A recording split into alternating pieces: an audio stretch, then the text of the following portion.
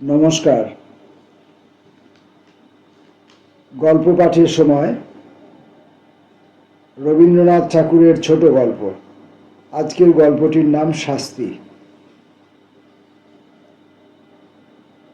দুঃখীরাম রুই এবং ছিদাম রুই দুই ভাই সকালে যখন দা হাতে লইয়া জন খাটিতে বাহির হইল, তখন তাহাদের দুই স্ত্রীর মধ্যে বকাবকি চেঁচামেচি চলিতেছে। কিন্তু প্রকৃতির অন্যান্য নানাবিধ নিত্য কলরবের ন্যায় এই কলহ কোলাহল পাড়াশুদ্ধ লোকের অভ্যাস হইয়া গেছে। তীব্র কণ্ঠস্বর শুনিবা মাত্র লোকে পরস্পরকে বলে, ওই রে, বাঁধিয়া গিয়াছে। অর্থাৎ যেমনটি আশা করা যায় ঠিক তেমনটি ঘটিয়াছে। আজও স্বভাবের নিয়মের কোনরূপ ব্যত্যয় হয় নাই। প্রভাতে পূর্ব দিকে সূর্য উঠিলে যেমন কেহ তাহার কারণ জিজ্ঞাসা করে না, তেমনি এই দুই কুড়িদের বাড়িতে দুই জায়ের মধ্যে যখন একটা হৈ হৈ পড়িয়া যায়, তখন তাহার কারণ নির্ণয়ের জন্য কাহারও কোনরূপ কৌতূহলের উদ্রেক হয় না। অবশ্য এই কোন্দল আন্দোলন প্রতিবেশীদের অপেক্ষা দুই স্বামীকে বেশি স্পর্শ করিত সন্দেহ নাই, কিন্তু সেটা তাহারা কোনরূপ অসুবিধার মধ্যে গণ্য করিত না। তাহারা দুই ভাই যেন দীর্ঘ সংসার পথ একটা এক্কা গাড়িতে করিয়া চলিয়াছে। দুই দিকের দুই স্প্রিংবিহীন চাকার অবিরাম ছড়ছড় খড়খড় শব্দটাকে জীবন রথযাত্রার একটা বিধিবিহিত নিয়মের মধ্যেই ধরিয়া লইয়াছে। বরঞ্চ ঘরে যেদিন কোনো শব্দমাত্র নাই, সমস্ত থমথম ছমছম করিতেছে, সেদিন একটা আসন্ন অনৈসর্গিক উপদ্রবের আশঙ্কা জন্মিত। সেদিন যে কখন কি হইবে তাহা কেহ হিসাব করিয়া বলিতে পারিত না। আমাদের গল্পের ঘটনা যেদিন আরম্ভ হইল, সেদিন সন্ধ্যার প্রাক্কালে দুই ভাই যখন জন খাটিয়া শ্রান্ত দেহে ঘরে ফিরিয়া আসিল, তখন দেখিল স্তব্ধ গৃহ গমগম করিতেছে। বাহিরেও অত্যন্ত গুমট। দুই প্রহরের সময় খুব একটা এক পশলা বৃষ্টি হইয়া গিয়াছে। এখনো চারিদিকে মেঘ জমিয়া আছে, বাতাসের লেশমাত্র নাই। বর্ষায় ঘরের চারিদিকে জঙ্গল এবং আগাছাগুলো অত্যন্ত বাড়িয়া উঠিয়াছে। সেখান হইতে এবং জলমগ্ন পাটের ক্ষেত হইতে সিক্ত উদ্ভিজের ঘন গন্ধ বাষ্প চতুর্দিকে একটি নিশ্চল প্রাচীরের মতো জমাট হইয়া দাঁড়াইয়া আছে। গোয়ালের পশ্চাৎবর্তী ডোবার মধ্য হইতে ভেগ ডাকিতেছে এবং ঝিল্লি রবে সন্ধ্যার নিস্তব্ধ আকাশ একেবারে পরিপূর্ণ। অদূরে বর্ষার পদ্মা নব মেঘাচ্ছায়ায় বড় স্থির ভয়ঙ্কর ভাব ধারণ করিয়া চলিয়াছে। শস্যক্ষেত্রের অধিকাংশ ভাঙিয়া লোকালয়ের কাছাকাছি আসিয়া পড়িয়াছে। এমনকি ভাঙনের ধারে দুই চারিটা আম কাঁঠাল গাছের শিকড় বাহির হইতে দেখা দিয়াছে, যেন তাহাদের নিরুপায় মুষ্টির প্রসারিত অঙ্গুলিগুলি শূন্যে একটা কিছু অন্তিম অবলম্বন আঁকড়াইয়া ধরিবার চেষ্টা করিতেছে। দুঃখীরাম এবং ছিদাম সেদিন জমিদারের কাছারি ঘরে কাজ করিতে গিয়াছিল। ওপারের চরে জলি ধান পাকিয়াছে। বর্ষায় চর ভাসিয়া যাইবার পূর্বেই ধান কাটিয়া লইবার জন্য দেশের দরিদ্র লোক মাত্রেই কেহ বা নিজের ক্ষেতে, কেহ বা পাট খাটিতে নিযুক্ত হইয়াছে। কেবল কাছারি হইতে পেয়াদি আসিয়া এই দুই ভাইকে জবরদস্তি করিয়া ধরিয়া লইয়া গেল। কাছারি ঘরে চাল ভেদ করিয়া স্থানে স্থানে জল পড়িতেছিল, তাহাই সারিয়া দিতে হবে এবং গোটাগত ঝাঁপ নির্মাণ করিতে তাহারা সমস্ত দিন খাটিয়াছে। বাড়ি আসিতে পায় নাই। কাছারি হইতেই কিঞ্চিত জলপান খাইয়াছে। মধ্যে মধ্যে বৃষ্টিতেও ভিজিতে হইয়াছে। উচিত মতো পাওনা মজুরি পায় নাই এবং তাহার পরিবর্তে যে সকল অন্যায় কটু কথা শুনিয়াছে সে তাহাদের পাওনার অনেক অতিরিক্ত।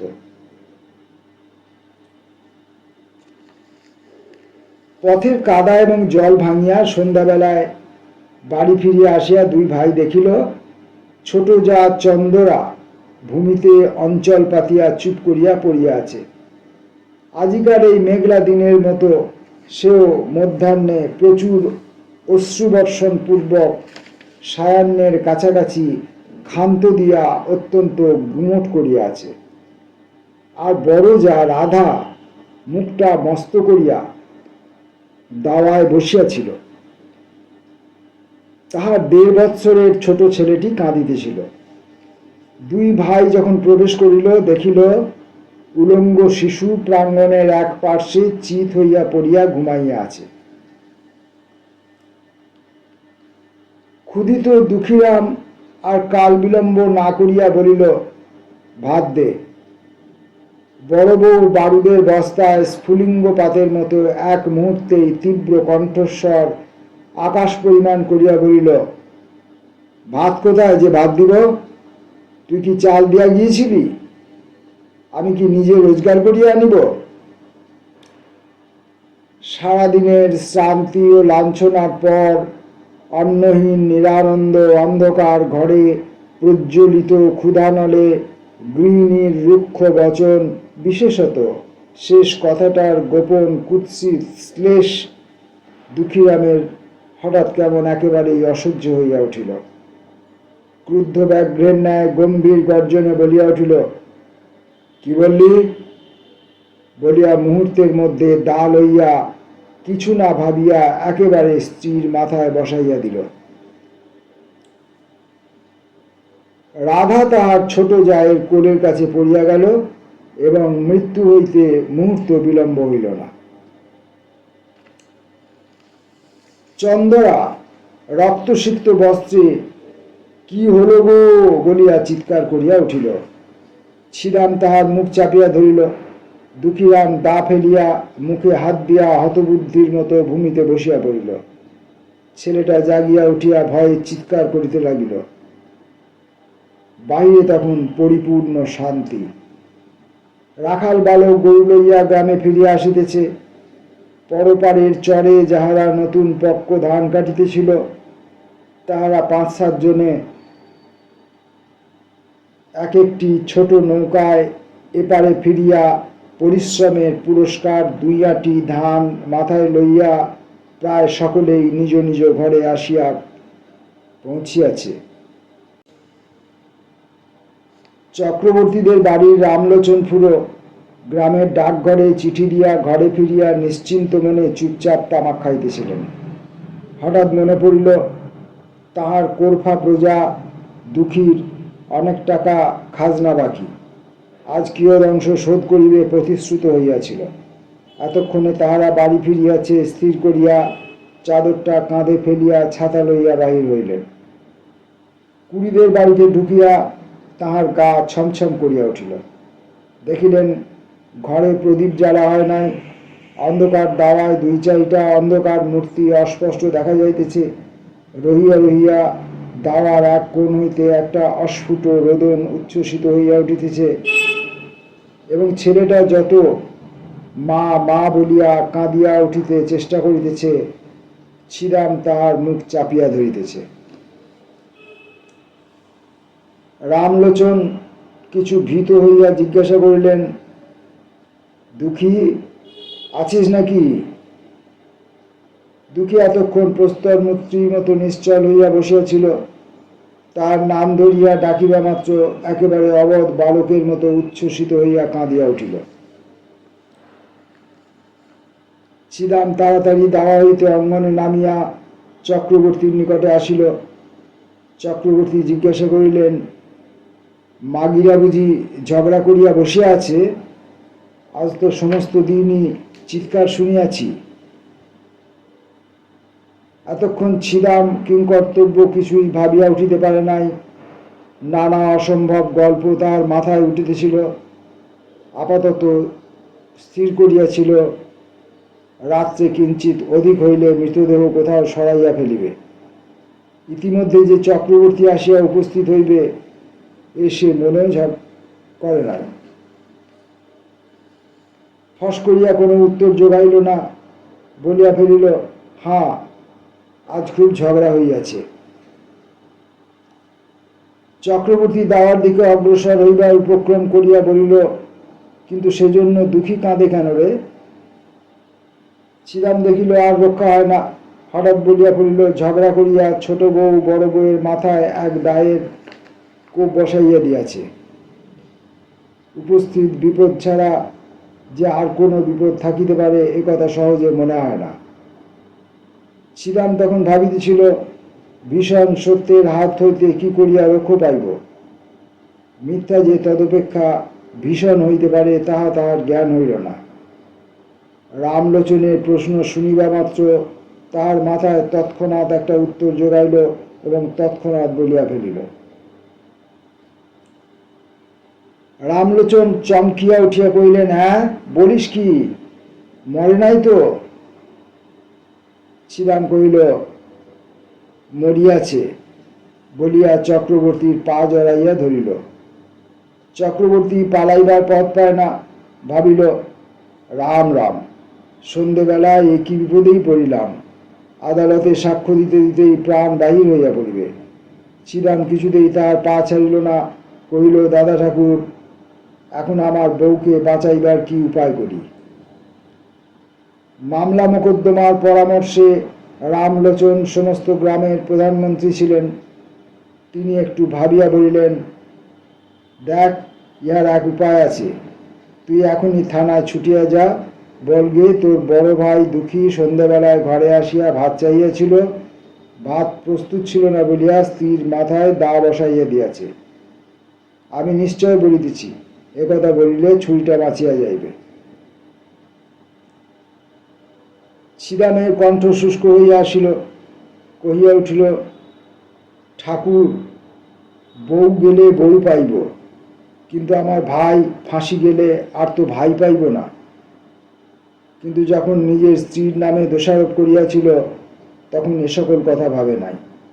তাড়াতাড়িতে একটা কাজ করিয়া ফেলিয়াছে। এখন অলক্ষিতভাবে মন আপনার পক্ষে যুক্তি এবং প্রবোধ সঞ্চয় করিতেছে। চক্রবর্তীও কথাটা যুক্তিসঙ্গত বোধ করিলেন। কহিলেন, তবে যেমনটি ঘটিয়াছে তাই বলিস, সকল দিক রক্ষা করা অসম্ভব। বলিয়া রামলোচন অবিলম্বে প্রস্থান করিল এবং দেখিতে দেখিতে গ্রামে রাষ্ট্র হইল যে কুড়িদের বাড়ির চন্দরা রাগারাগি করিয়া তাহার বড় জায়ের মাথায় দা বসাইয়া দিয়াছে। বাঁধ ভাঙিলে যেমন জল আসে গ্রামের মধ্যে, তেমনি হু হু শব্দে পুলিশ আসিয়া পড়িল। অপরাধী এবং নিরপরাধী সকলেই বিষম উদ্বিগ্ন হইয়া উঠিল।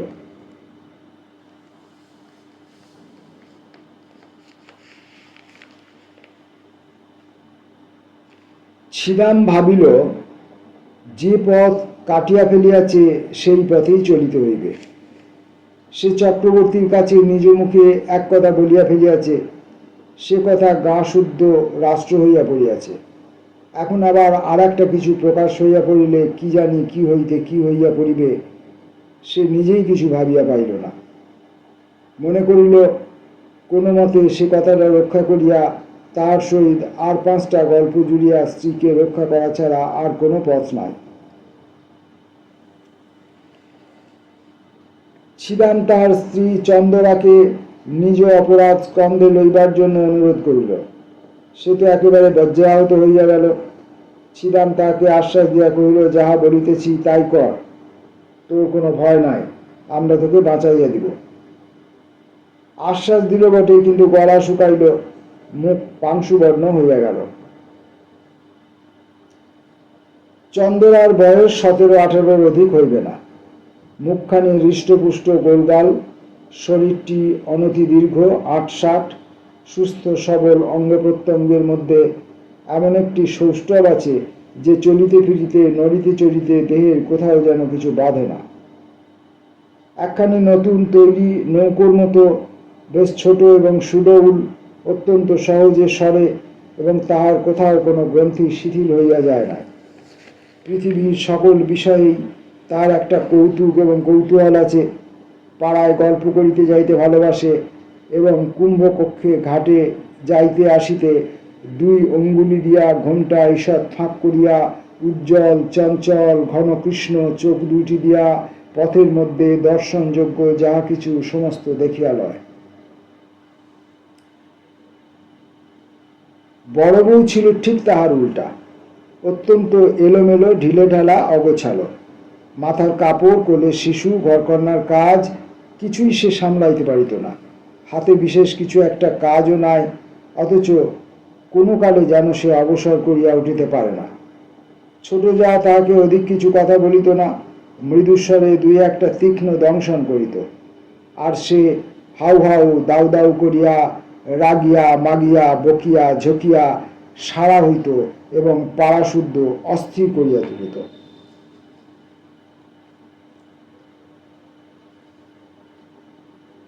এই দুই জুড়ি স্বামী স্ত্রীর মধ্যেও স্বভাবের একটা আশ্চর্য ঐক্য ছিল। দুঃখীরাম মানুষটা কিছু বৃহদায়তনের, হাড়গুলো খুব চওড়া, নাসিকা খর্ব, দুইটি চক্ষু এই দৃশ্যমান সংসারকে যেন ভালো করিয়া বোঝে না, অথচ ইহাকে কোনরূপ প্রশ্ন করিতেও চায় না। এমন নিরীহ অথচ ভীষণ, এমন সবল অথচ নিরুপায় মানুষ অতি দুর্লভ। আর ছিদামকে একখানি চকচকে কালো পাথরে কে যেন বহু যত্নে কুঁদিয়া গড়িয়া তুলিয়াছে, লেশমাত্র বাহুল্য বর্জিত এবং কোথাও যেন কিছু টোল খায় নাই। প্রত্যেক অঙ্গটি বলের সহিত নৈপুণ্যের সহিত মিশিয়া অত্যন্ত সম্পূর্ণতা লাভ করিয়াছে। নদীর উচ্চ পার হইতে লাফাইয়া পড়ুক, বগি দিয়া নৌকা ঠেলুক, বাঁশ গাছে চড়িয়া বাছিয়া বাছিয়া কঞ্চি কাটিয়া আনুক, সকল কাজেই তাহার একটি পরিমিত পরিপাট্য, একটি অবলীলাকৃত শোভা প্রকাশ পায়। বড় বড় কালো চুল তেল দিয়া কপাল হইতে যত্নে আঁচড়াইয়া তুলিয়া কাঁধে আনিয়া ফেলিয়াছে। বেশভূষা সাজসজ্জায় বিলক্ষণ একটু যত্ন আছে।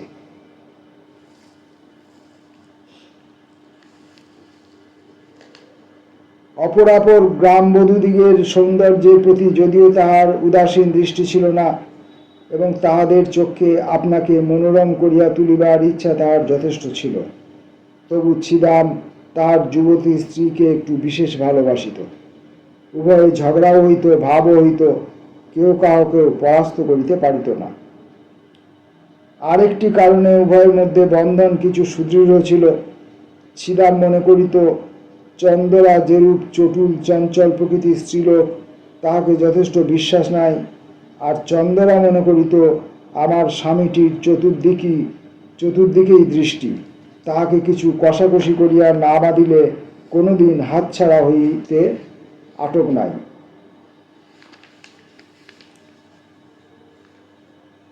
উপস্থিত ঘটনা ঘটিবার কিছুকাল পূর্ব হইতে স্ত্রী পুরুষের মধ্যে ভারী একটা গোলযোগ চলিতেছিল। চন্দরা দেখিয়াছিল তার স্বামী কাজে রোজগার করিয়া মাঝে মাঝে দূরে চলিয়া যায়, এমনকি দুই একদিন অতীত করিয়া আসে, অথচ কিছু উপার্জন করিয়া আনে না। লক্ষণ মন্দ দেখিয়া সেও কিছু বাড়াবাড়ি দেখাইতে লাগিল।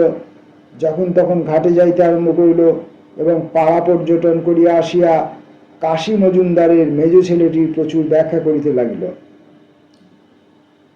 ছিদামের দিন এবং রাত্রিগুলির মধ্যে কে যেন বিষ মিশাইয়া দিল। কাজে কর্মে কোথাও একদণ্ড গিয়া সুস্থির হইতে পারে না। একদিন ভাজকে আসিয়া ভারী ভৎসনা করিল। সে হাত নাড়িয়া ঝঙ্কার দিয়া অনুপস্থিত মৃত পিতাকে সম্বোধন করিয়া বলিল, ও মেয়ে ঝড়ের আগে ছোটে, উহাকে আমি সামলাইব? আমি জানি ও কোনোদিন কি সর্বনাশ করিয়া বসিবে। চন্দরা পাশের ঘর হইতে আসিয়া আস্তে আস্তে কহিল, কেন দিদি, তোমার এত ভয় কিসের? এই দুই জায়ে বিষম দ্বন্দ্ব বাঁধিয়া গেল। ছিদাম চোখ পাকাইয়া বলিল, এবার যদি কখনো শুনি তুই একলা ঘাটে গিয়েছিস, তোর হাড় গুঁড়াইয়া দিব। চন্দরা বলিল, তা হইল তো হাড় জুড়ায়, বলিয়া তৎক্ষণাৎ বাহিরে যাইবার উপক্রম করিল।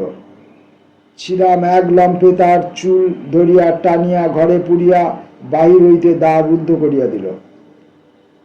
কর্মস্থান হইতে সন্ধ্যাবেলায় ফিরিয়া আসিয়া দেখে ঘর খোলা, ঘরে কেহ নাই। চন্দরা 3টে গ্রাম ছাড়াইয়া একেবারে তাহার মামার বাড়ি গিয়া উপস্থিত হইয়াছে। ছিদাম সেখান হইতে বহু কষ্টে অনেক সাধ্য সাধনায় তাহাকে ঘরে ফিরাইয়া আনিল, কিন্তু এবার পরাস্ত মানিল। দেখিল এক অঞ্জলি পারদকে মুষ্টির মধ্যে শক্ত করিয়া ধরা যেমন দুঃসাধ্য, তেমনি এই মুষ্টিমেয় স্ত্রীটুকুকেও কঠিন করিয়া ধরিয়া রাখা তেমনি অসম্ভব। ও যেন 10 আঙুলের ফাঁক দিয়া বাহির হইয়া পড়ে। আর কোনো জবরদস্তি করিল না, কিন্তু বড় অশান্তিতে বাস করিতে লাগিল। তাহার এই চঞ্চলা যুবতী স্ত্রীর প্রতি সদা শঙ্কিত ভালোবাসা উগ্র একটা বেদনার মতো বিষম টনটনে হইয়া উঠিল। এমনকি একবার মনে হইত, এ যদি মরিয়া যায় তবে আমি নিশ্চিন্ত হইয়া একটুখানি শান্তি লাভ করিতে পারি। মানুষের উপরে মানুষের যতটা ঈর্ষা হয়, জমের উপরে এতটা নহে। এমন সময়ে ঘরে সেই বিপদ ঘটিল। চন্দরাকে যখন তার স্বামী খুন স্বীকার করিয়া লইতে কহিল, সে স্তম্ভিত হইয়া চাহিয়া রহিল। তার কালো 2টি চক্ষু কালো অগ্নির ন্যায় নীরবে তার স্বামীকে দগ্ধ করিতে লাগিল। তার সমস্ত শরীর মন যেন ক্রমে সংকুচিত হইয়া স্বামী রাক্ষসের হাত হইতে বাহির হইয়া আসিবার চেষ্টা করিতে লাগিল। তার সমস্ত অন্তরাত্মা একান্ত বিমুখ হইয়া দাঁড়াইল। ছিদাম আশ্বাস দিল, তোমার কিছু ভয় নাই বলিয়া পুলিশের কাছে ম্যাজিস্ট্রেটের কাছে কি বলিতে হইবে বারবার শিখাইয়া দিল। চন্দরা সে সমস্ত দীর্ঘ কাহিনী কিছুই শুনিল না, কাঠের মূর্তি হইয়া বসিয়া রহিল। সমস্ত কাজেই ছিদামের উপর দুঃখীরামের একমাত্র নির্ভর। ছিদাম যখন চন্দরার উপর দোষারোপ করিতে বলিল, দুঃখী বলিল, তাহা হইলে বৌমার কি হইবে? ছিদাম কহিল, উহাকে আমি বাঁচাইয়া দিব। বৃহৎকায় দুঃখীরাম নিশ্চিন্ত হইল। ছিদাম তাহার স্ত্রীকে শিখাইয়া দিয়েছিল যে, তুই বলিস বড় যা আমাকে বঁটি লইয়া মারিতে আসিয়াছিল, আমি তাহাকে দা লইয়া ঠেকাইতে গিয়া হঠাৎ কেমন করিয়া লাগিয়া গিয়াছে। এ সমস্তই রামলোচনের রচিত। ইহার অনুকূলে যে যে অলঙ্কার এবং প্রমাণ প্রয়োগের আবশ্যক, তাহাও সে বিস্তারিতভাবে ছিদামকে শিখাইয়াছিল। পুলিশ আসিয়া তদন্ত করিতে লাগিল। চন্দরাই যে তাহার বড় যাকে খুন করিয়াছে, গ্রামের সকল লোকের মনে এই বিশ্বাস বদ্ধমূল হইয়া গিয়াছে। সকল সাক্ষীর দ্বারাই সেইরূপ প্রমাণিত হইল। পুলিশ যখন চন্দরাকে প্রশ্ন করিল, চন্দরা কহিল, হ্যাঁ, আমি খুন করিয়াছি। কেন খুন করিয়াছ? আমি তাহাকে দেখিতে পারিতাম না। কোনো বচসা হইয়াছিল? না। সে তোমাকে প্রথমে মারিতে আসিয়াছিল? না। তোমার প্রতি কোনো অত্যাচার করিয়াছিল? না। এইরূপ উত্তর শুনিয়া সকলে অবাক হইয়া গেল। ছিদাম তো একেবারেই অস্থির হইয়া উঠিল, কহিল, উনি ঠিক কথা বলিতেছেন না। বড় বউ প্রথমে, দারোগা খুব একটা তাড়া দিয়া তাহাকে থামাইয়া দিল। অবশেষে তাহাকে বিধিমতো জেরা করিয়া বারবার সেই একই উত্তর পাইল। বড় বউয়ের দিক হইতে কোনরূপ আক্রমণ চন্দরা কিছুতেই স্বীকার করিল না। এমন একগুঁয়ে মেয়েও তো দেখা যায় না। একেবারে প্রাণপণে ফাঁসি কাষ্টের দিকে ঝুঁকিয়াছে, কিছুতেই তাহাকে টানিয়া রাখা যায় না। এ কি নিদারুণ অভিমান! চন্দরা মনে মনে স্বামীকে বলিতেছে, আমি তোমাকে ছাড়িয়া আমার এই নব যৌবন লইয়া ফাঁসি কাঠকে বরণ করিলাম। আমার ইহজন্মের শেষ বন্ধন তাহার সহিত।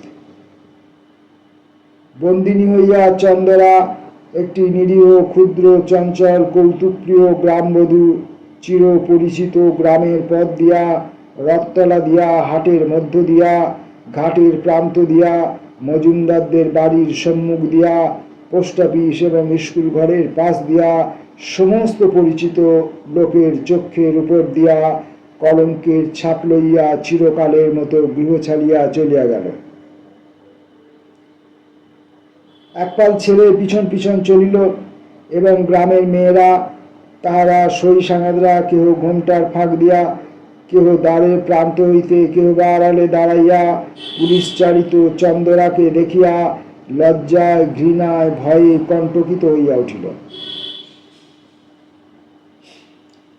ডেপুটি ম্যাজিস্ট্রেটের কাছেও চন্দরা দোষ স্বীকার করিল এবং খুনের সময় বড় বউ যে তাহার প্রতি কোনরূপ অত্যাচার করিয়াছিল তাহা প্রকাশ হইল না।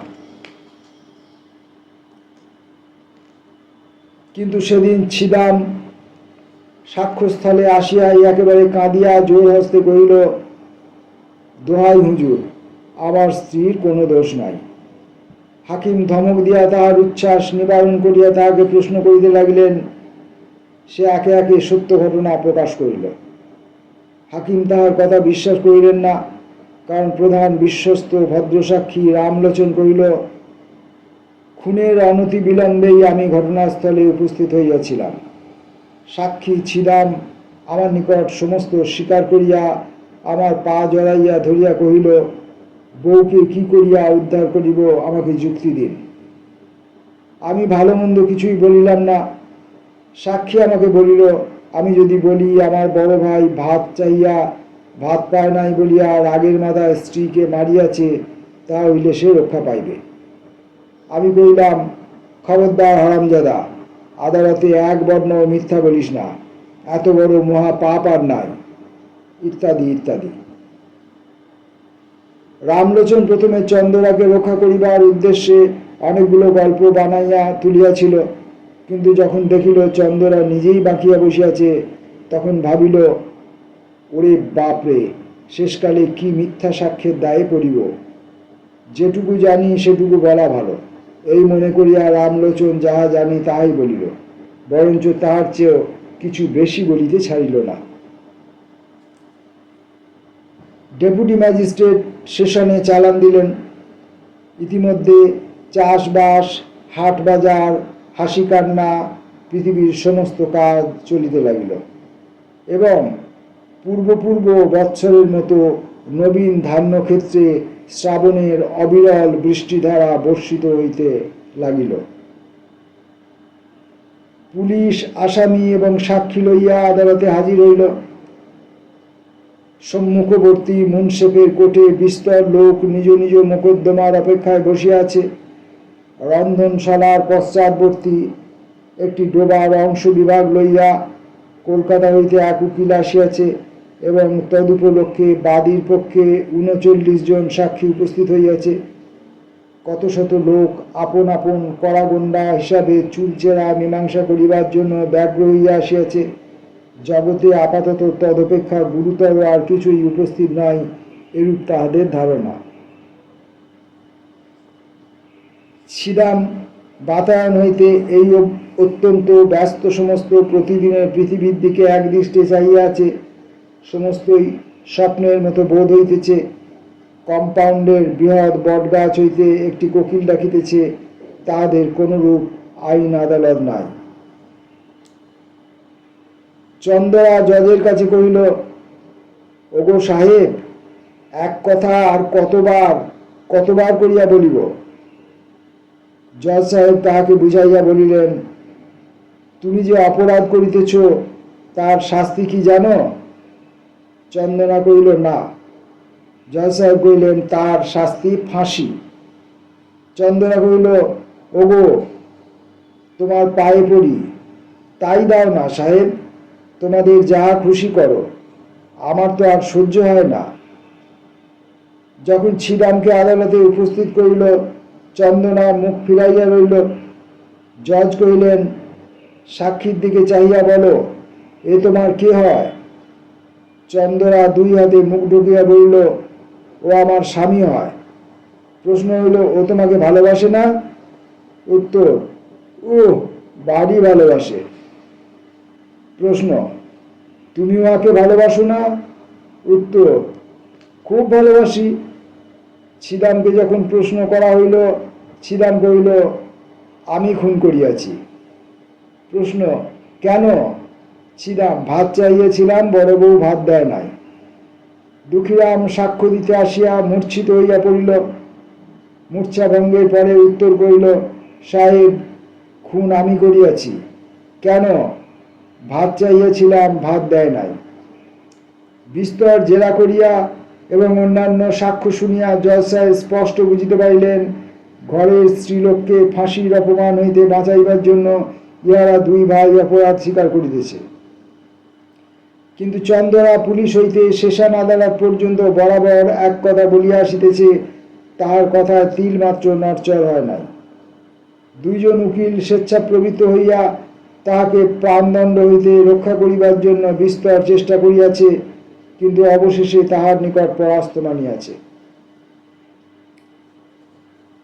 যেদিন একরত্তি বয়সে একটা কালো কালো ছোটখাটো মেয়ে তাহার গোলগাল মুখটি লইয়া খেলনা পুতুল ফেলিয়া বাপের ঘর হইতে শ্বশুর ঘরে আসিল, সেদিন রাত্রে শুভ লগ্নের সময় আজিকার দিনের কথা কে কল্পনা করিতে পারিত?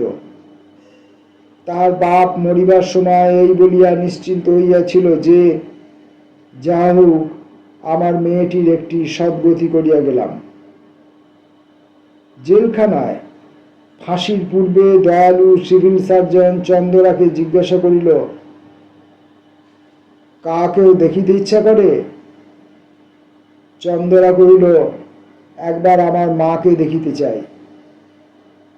ডাক্তার কহিল, তোমার স্বামী তোমাকে দেখিতে চায়, তাহাকে কি ডাকিয়া আনিব? চন্দরা কহিল, মরণ। রবীন্দ্রনাথ ঠাকুরের লেখা ছোট গল্প শাস্তি পড়লাম। এই শাস্তি নামক গল্পটি রবীন্দ্রনাথ বাংলার 1300 সালে শ্রাবণ মাসে লিখেছিলেন। নমস্কার।